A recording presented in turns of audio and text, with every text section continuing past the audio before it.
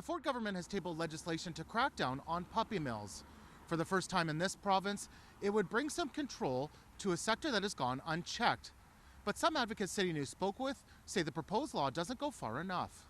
The operation of puppy mills is prohibited. Solicitor General Michael Kersner says this will be the reality if the Preventing Unethical Puppy Sales Act is passed. The PUPS Act would cap the number of times a female dog can be bred, ban breeding under a year old, and stop the separation of puppies from mothers before 8 weeks. Officials add there would be new rules for separating dogs with contagious diseases and keeping sanitary environments. If convicted of operating a puppy mill, a new minimum $10,000 fine. The law still needs to work its way through Queen's Park. We're encouraged that the government introduced it in the first place. It shows that they are sensitive to the fact that people are demanding change. Camille Labchuk is a lawyer who heads up the advocacy group Animal Justice. She says her organization wasn't consulted ahead of the bill's release. Labchuk says the proposed law alone won't stop puppy mills. They do not require any licensing or registration, so puppy mills operate in the dark, in barns, in basements, without government oversight.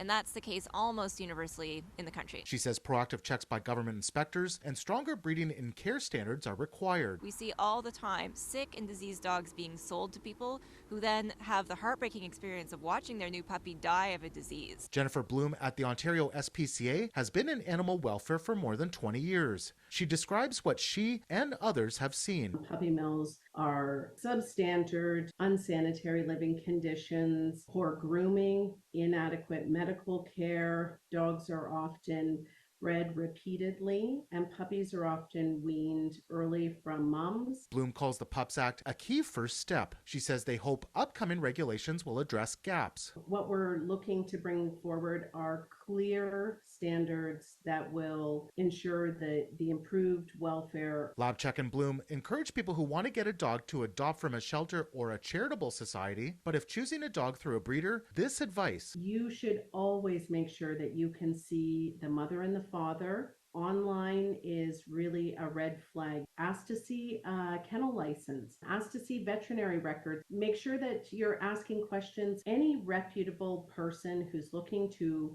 rehome an animal is going to usually have more questions for you than you have for them. In Toronto, Nick Westoll, City News.